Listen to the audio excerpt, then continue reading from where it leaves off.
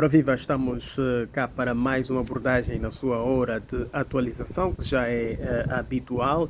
Hoje vamos falar de duas situações que marcaram o último final de semana ao nível mundial, concretamente a posição em que se encontra atualmente a Ucrânia neste conflito que já dura mais de 2 anos com a Federação Russa, onde o presidente Volodymyr Zelensky assumiu que a Ucrânia está na iminência de perder de forma definitiva esta guerra, caso, sobretudo, não sejam satisfeitas algumas necessidades financeiras por parte do Ocidente. Vamos também falar nesta manhã fria aqui em Cape Town, na África do Sul, falar aqui, ou seja, da crise diplomática que nesta altura vive mais uma a América Latina, onde o Equador e o México estão em fricções abertas e que vão fazendo com que muita água ainda possa correr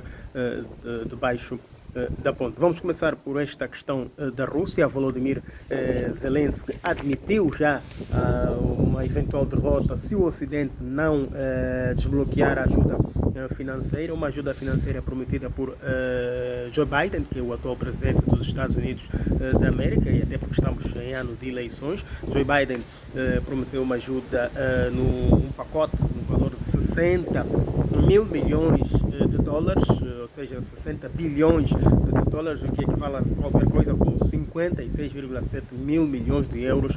É de facto muito dinheiro e poderá ser importante para a Ucrânia caso esta verba seja alocada de forma direta para o Estado ucraniano. Verba esta que tem sido bloqueada até o momento pela oposição republicana no Congresso dos Estados Unidos da América, isto que foi prometido por Joe Biden, mas que sabe-se que a política nos Estados Unidos da América é muito, até certo ponto, dependente também da oposição.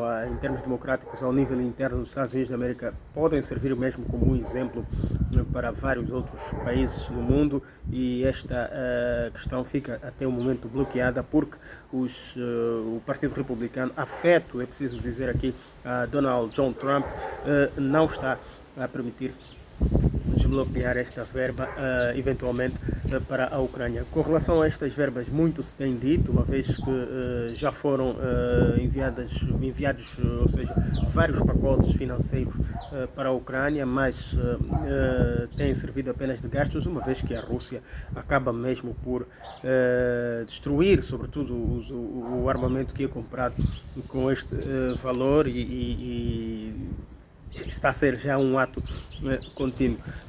A contraofensiva ucraniana falhou já há algum tempo. Bakhmut caiu, que era um dos principais bastiões, e o principal na altura, antes de Avdiivka, que também caiu nas mãos do russo. Os russos que avançam de forma progressiva para o interior da Ucrânia. A Rússia já ocupa cerca de 25% do território ucraniano desde o início da invasão a 24 de fevereiro de 2022, o início desta contraofensiva militar.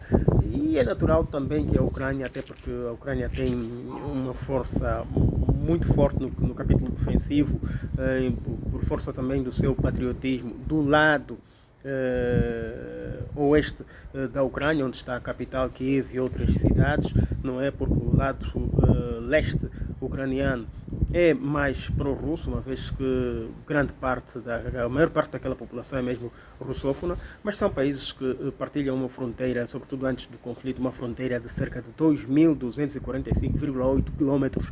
É muito grande. Para termos uma noção, só a fronteira entre a Ucrânia e a Rússia é maior, ou seja, pelo menos mais longa do que toda a costa angolana, que tem pouco mais de 1.600 km de costa, o que também é muito grande, mas só a fronteira entre estes dois países chega a ser maior. Daí a ser natural o facto da Ucrânia também ter algum controle em algumas áreas fronteiriças no que diz respeito a posições, não é? A colocações de drones que vão eventualmente também criar alguns estragos em próprio território russo, fazer alguns bombardeamentos em algumas bases e também algumas, sobretudo no setor petrolífero, algumas refinarias de petróleo e gás, em que a Rússia também tem sido visada pela Ucrânia, mas ao que parece a Rússia tem praticamente a situação controlada até certo ponto. Mesmo com a ajuda ocidental, tudo fica muito mais difícil para o lado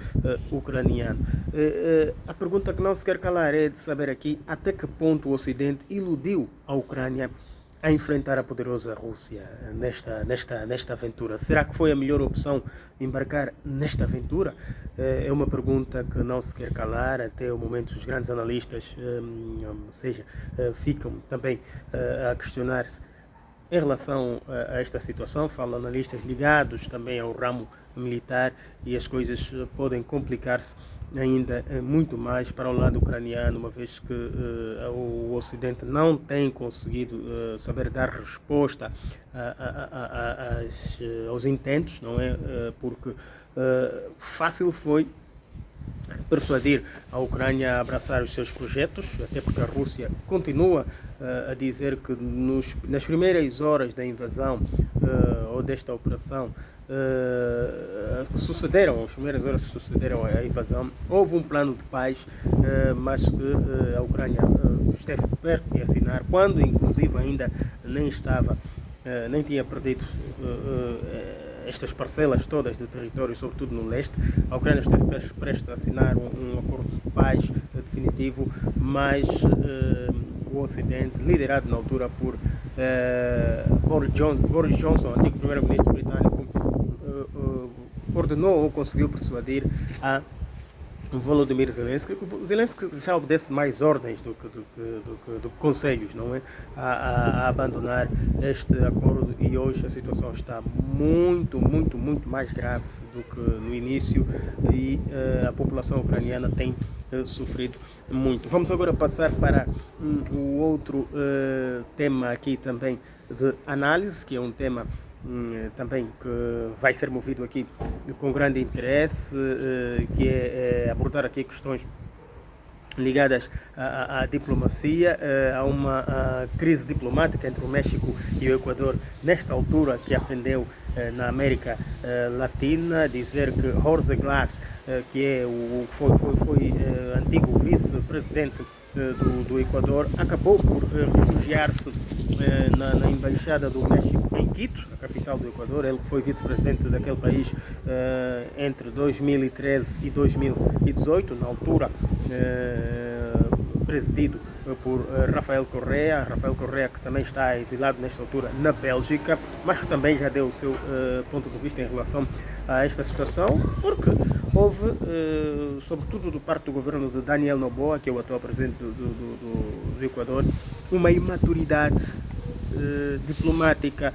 O Equador acabou por violar vários acordos internacionais, invadindo a embaixada do México no Equador para retirar à força, e assim o fez, conseguiu. Jorge Glass, que era o antigo vice-presidente, uma vez que foi indiciado a vários processos judiciais, dizendo que Rafael Correa, é preciso dizer aqui que Rafael Correa está a levar a cabo alguns apelidam de caça às bruxas, mas também uma incessante luta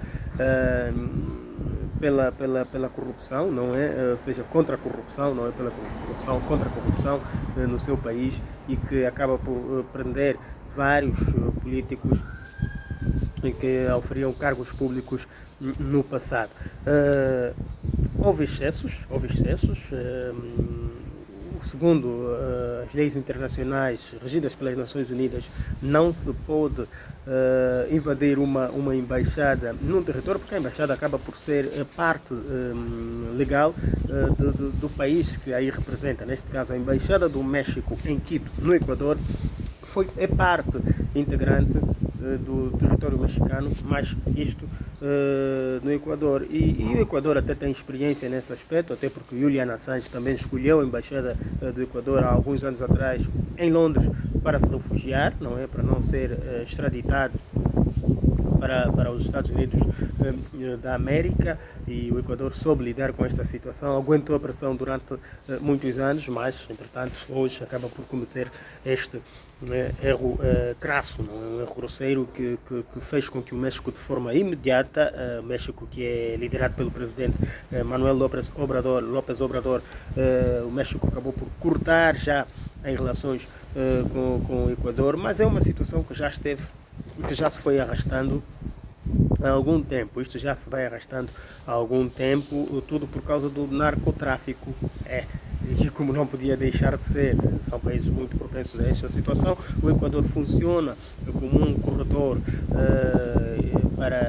utilizado por vários cartéis que acabam por desembocar no México, e não houve concertação, não houve sincronização, não houve alinhamento, não é? Os dois países mantiveram-se desalinhados e discordaram em várias situações, vários pontos na luta contra o narcotráfico, e acabou também por afetar na relação do atual governo mexicano com o atual governo equatoriano, e que já foram lançando algumas farpas há algum tempo, e isto só acabou por piorar mais a situação, ao ponto de romperem mesmo já com as relações. E quando se trata de maturidade também política, eu costumo sempre dizer que muitas vezes os governos acabam, sobretudo aqui em África, há muito esta tendência, os governos acabam por colocar em frente os seus negócios, as suas intenções, e deixar os Estados, ou seja, confundir um pouco o Estado com o governo, e deixar os povos assim à mercê. E foi mais ou menos aquilo que tem acontecido, ou mais ou menos aquilo que aconteceu neste caso, não é? Estes dois países romperam relações por desalinhamento dos seus governos. E o povo, como é que fica? Os equatorianos que têm ligações com o México, os mexicanos que têm ligações com o Equador, é uma outra situação. A polícia do Equador entrou à força e deteve o antigo vice-presidente equatoriano na Embaixada do México, não é? Violando assim o direito internacional, fazendo relembrar o caso Julian Assange, que também esteve precisamente exilado, não é? Ou refugiado na Embaixada do Equador em Londres, no Reino Unido. Estas foram as duas principais situações que marcaram o último final de semana ao nível mundial, pelo menos em termos de audiência, e é com grande prazer que voltamos aqui nesta hora de atualização, e vamos continuar a informá-los e a fazer aqui análises daquilo que o mundo ou seja, tem nos apresentado. E como compreender o mundo é na hora de atualização, aí vai o grande abraço de Jardel de Almeida Andrade para si, o nosso amigo ou amiga que habitualmente acompanha-nos a esta hora. Tchau, tchau, beijo grande e continuação de um ótimo dia.